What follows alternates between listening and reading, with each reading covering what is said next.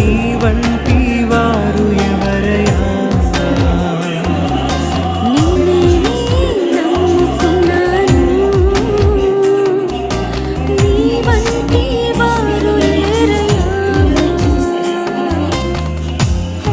నీవే ఏదైనా చెయ్యాలంటూ నీ కార్యాలక ఎదురు చూస్తున్నాను.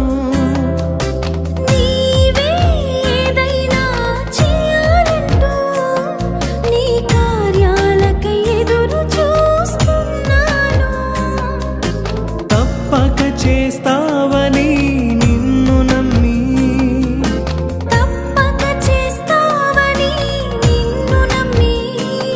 నీ